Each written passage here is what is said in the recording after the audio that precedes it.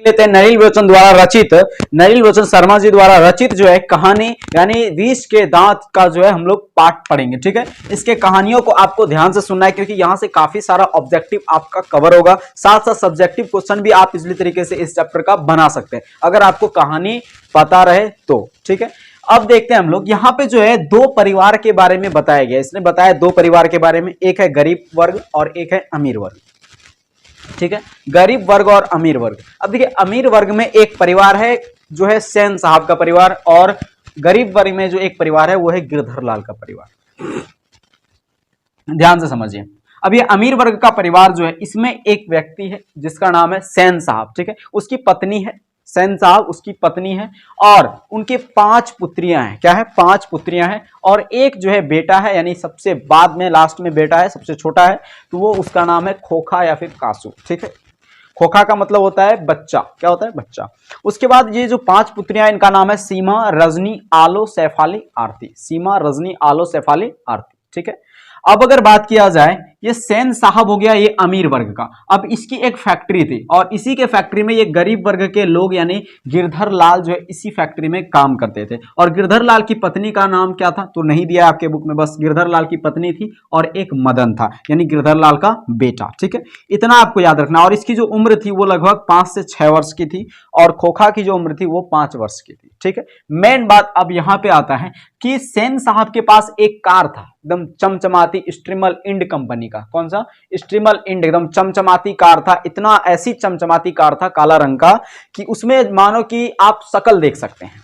और इस पर जो है उसे बहुत नाज था, या नाज मतलब क्या? गर्व था कि भाई मेरे पास एक कार है। ठीक है, और ये जो है 7,500 रुपया में इन्होंने इस कार को परचेस किया था। इसकी जो प्राइस थी 7,500 रुपया था, खरीदा था इसने। ठीक है, अब अगर बात किया जाए तो इस कार को जो है लेकर के, इस कार को लेकर के ये सेन साहब काफी ज्यादा सीरियस रहते थे। अगर कार में थोड़ी सी खरोच भी आ जाए, थोड़ी सी अगर धूल भी लग जाए ना, तो समझ लीजिए कि क्लीनर और सोफर की सामत ही समझिए। सामत का मतलब होता है कि उसकी समझ लीजिए कि नौकरी जा सकती है, ऐसा मतलब होने के कगार पर आ जाता था। तो इस वजह से जो है कार में हमेशा के लिए उस पर क्लीनर लगा रहता था, साफ किया जाता था हमेशा। तो सोफर जो लगा रहता, सोफर मतलब होता है ड्राइवर, ड्राइवर हमेशा जो है कार को साफ सफाई यानी साफ सुथरा रखता था। ठीक है, इतना बात हो गया। अब जो है क्या हुआ कि ये जो थे, क्या नाम है इसका, तो ये जो कार था और इनके फैक्ट्री में किरानी कौन था भाई? तो गिरधर लाल। सेन साहब के फैक्ट्री में किरानी गिरधर लाल था। ठीक है, इनके पास जो ये कार था, तो कार क्या हुआ, एक दिन जो है एक लड़का और उनके साथ एक उनकी माँ, ठीक है, वहां से कहीं गुजर रहा था, तो कार जो है सेन साहब के द्वार पे लगा हुआ था। तो उसने जो है उसको छूने का प्रयास किया। क्या किया? छूने का, उस कार को छूने का उसने प्रयास किया। ठीक है, उस कार को उसने छूने का क्या किया? प्रयास किया। हालांकि ये चीज बाद में आता है, लेकिन सबसे पहले आपको एक और चीज सुनाते हैं इंटरेस्टिंग सा, कि ये जो सेन साहब था इनका मतलब परिवार की जो स्थिति थी वो बड़ा ही गजब था। इनके परिवार का जो चाल ढाल था वो बड़ा ही गजब था। कैसे? तो इनकी जो पत्नियां थी वो ठीक ठाक थी, लेकिन अगर बात किया जाए इनके 5 पुत्रियों का, तो 5 पुत्रियां काफी ज्यादा सुशील लड़की थी। सुशील मतलब समझ रहे हैं, यानी कि हर संस्कार उसमें था। उसको जो है ऐसा रूप से तहजीब उसको बनाया गया था कि उसे जो है तहजीब समझ में आता था। उसे कैसा, यानी उसे कैसा हंसना चाहिए, उसे कब खेलना चाहिए, कब दौड़ना चाहिए, ये सारा तमीज जो है उन्हें जो है सिखाया गया था घर से। ठीक है, इन्हें जो है ये भी बताया गया था कि तुम्हें सिर्फ और सिर्फ शाम को खेलना है, सिर्फ और सिर्फ शाम को दौड़ना है, हंसना भी ऐसे है कि तुम्हारा दांत बाहर ना आए। ये सारा तहबीज उसको सिखाया गया था सेन साहब के परिवार में लड़कियों, 5 लड़कियों को। लेकिन इन सभी सारी मामलाओं में, इन सभी मामले में जो है खोखा जो था यानी उनका पुत्र जो था, ये क्या था? अपवाद था। यानी इस चीज को मानने वाला ये नहीं था। जब मन किया कुछ भी कर दिया। घर में कोई तोड़फोड़ है, तोड़फोड़ कर दिया, किसी को मारना है मार दिया, नौकर को मार दिया, इसकी जो दीदी सब थी उसको भी मार दिया, कोई फर्क नहीं, इसको कुछ नहीं बोलता था सेन साहब। क्यों? क्योंकि सेन साहब के बुढ़ापे का आंखों का तारा जो है खोखा ही था, एकमात्र खोखा ही था। इस वजह से जो है खोखा जो है घर के नियमों में अपवाद था। समझ में आ गया? खोखा क्या था? घर के नियमों में अपवाद। अपवाद मतलब समझते हैं ना, जैसे धातु आप चैप्टर पढ़े होंगे, तो धातु में जो है अगर बात किया जाए, धातु क्या होता है? कठोर। तो धातु कठोर होता है और उसमें जो है अपवाद की बात करें तो कौन है? सोडियम। क्यों भाई? क्योंकि सोडियम कठोर नहीं होता, लेकिन फिर भी क्या है? धातु है, इतना मुलायम होता है कि उसको चाकू से काट सकते हैं। तो अपवाद हुआ कि नहीं? वो उसी तरह से खोखा जो था इनके सेन साहब के घर के नियमों का अपवाद था।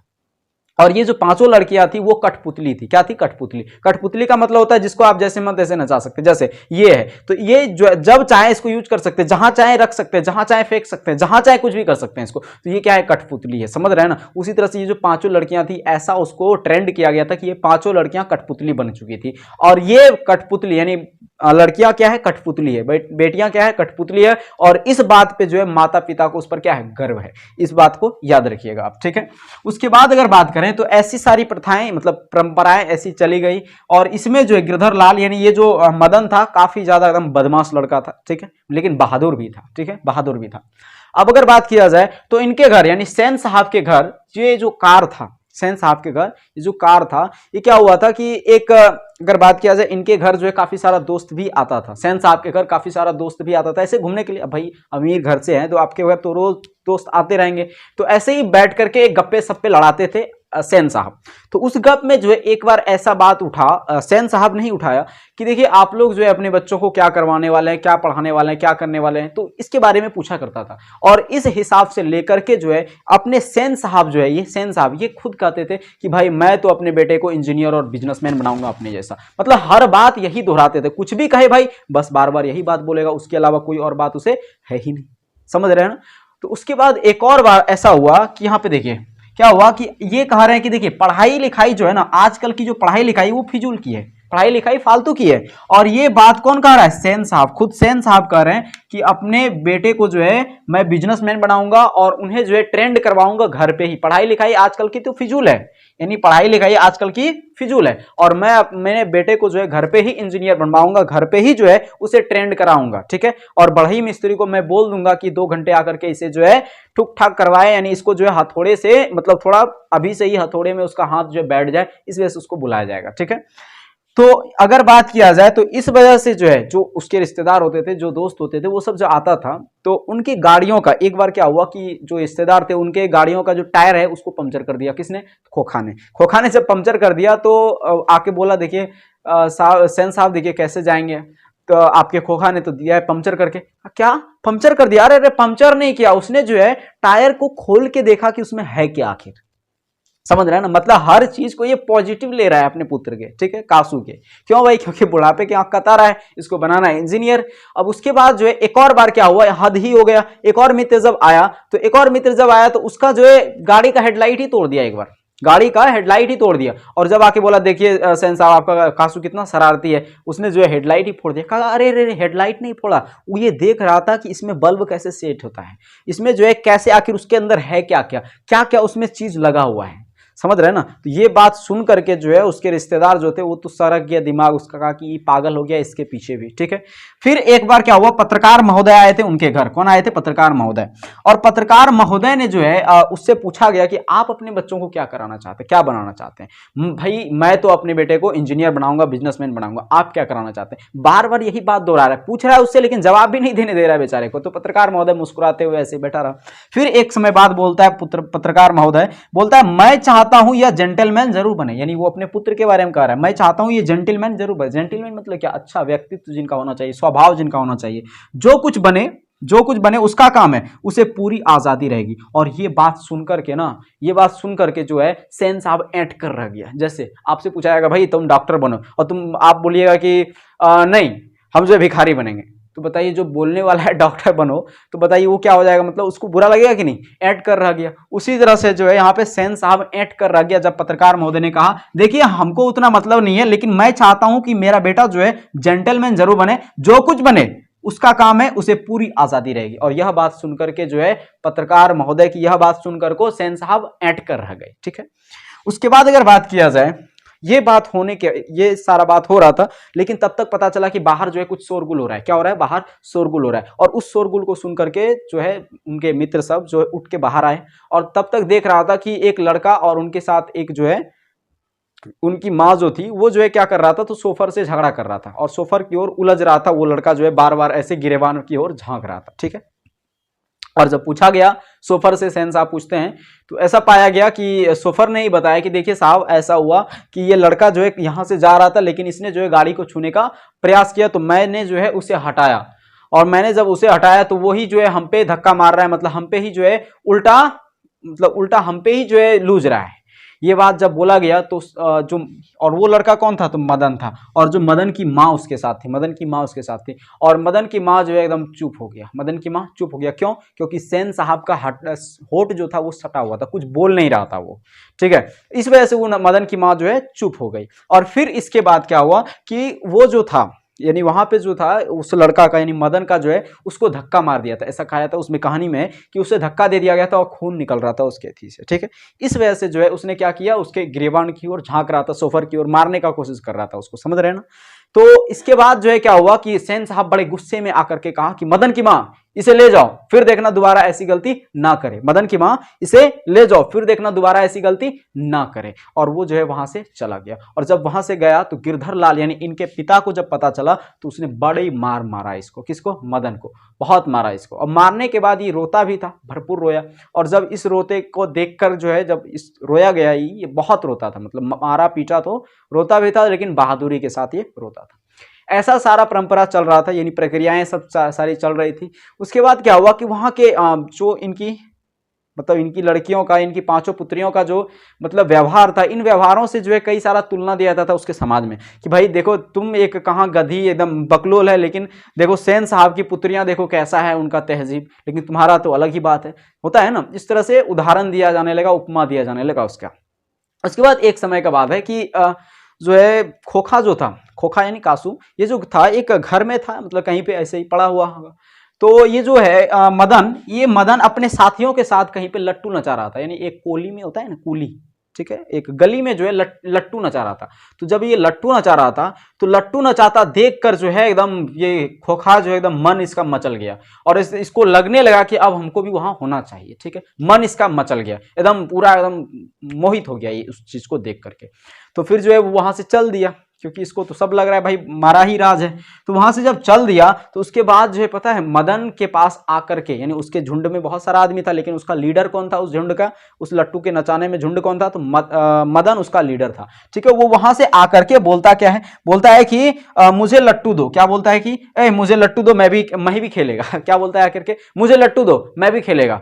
तो पता है मदन इस पर रिएक्ट करते हुए क्या बोलता है, बोलता है अबे भाग, क्या बोलता है, अबे भाग जा यहां से, बड़ा आया लट्टू खेलने वाला, है भी लट्टू तेरा, जा अपने बाबा की मोटर पर बैठ। मदन बोलता है अबे भाग जा यहां से, बड़ा आया लट्टू खेलने वाला, लट्टू है भी तेरा, तो जा अपने बाबा के मोटर पे बैठ। ये बात किसने कहा, मदन ने। किसको कहा, तो खोखा को कहा। अब खोखा तो पूरा गुस्सिया गया, और जब गुस्सिया गया तो उसने जो है किसको मार दिया, घुसा, इसको मार दिया, किसको, तो भाई मदन को। अब बताइए मदन भी तो एकदम पता ही है कैसे है एकदम आदमी, ठीक है, बहुत ही बदमाश है और बहादुर भी है।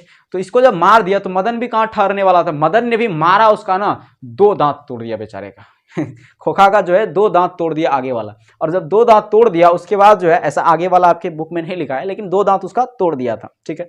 अब 2 दांत जब तोड़ दिया उसके बाद वो घर आया भेमा बिचकाते हुए। अब देखिए यहां पे अगर बात करें, मेन 2 क्वेश्चन बनेगा। हंस की जमात, सॉरी कौवे की जमात में हंस शामिल होने के लिए ललक गया था। कौवे की जमात को किसको बोला गया, यानी मदन का जो झुंड था, ठीक है, उसको कौवे की जमात, क्यों, क्योंकि गरीब वर्ग का वहां पे था। लेकिन अमीर वर्ग यानी कि हंस को बोला गया है। तो कौवे की जमात में हंस शामिल होने के लिए ललक गया था, लालायित हो गया था वो, ठीक है। इतना आपको याद रखना है, ठीक।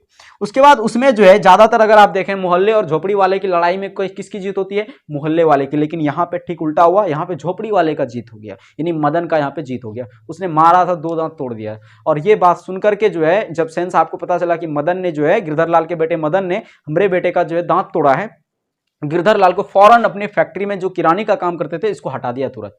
और फिर गिरधर लाल सोचने लगा कि साला वो हमको क्या बोला था, मतलब जब देखिए ये कांड जब हुआ था ना, जब मदन जो है सोफर से झगड़ा कर रहा था, तो उस समय जो है गिरधर लाल को बुलाया अपने घर, ठीक है। और अपने घर बुला करके उसे कहा कि गिरधर लाल तुम जो है, बड़ा आराम से समझाया, गिरधर लाल तुम्हारा मदन जो है ऐसा ऐसा कुछ किया, तो ऐसे ऐसे कांड करता है, तुम उसे संभालो, नहीं तो ऐसे ही लड़के जो है, क्या बोला, ऐसे ही लड़के जो है आगे चलकर गुंडे चोर और डाकू बनते हैं। किसने कहा था, ये सेन साहब ने कहा था। किसको, गिरधर लाल को कहा था, ठीक है। ये उसको बताया गया था, और गिरधर लाल जी जी ऐसे एकदम मूड़ी झुका के बोल रहा है, कुछ बोलने का हिम्मत ही नहीं है उसको। और फिर जब ये कांड हुआ कि खोखा का 2 दांत तोड़ दिया, उसके बाद जो है गिरधर लाल पूरा एकदम, उसको तो निकाल दिया नौकरी से।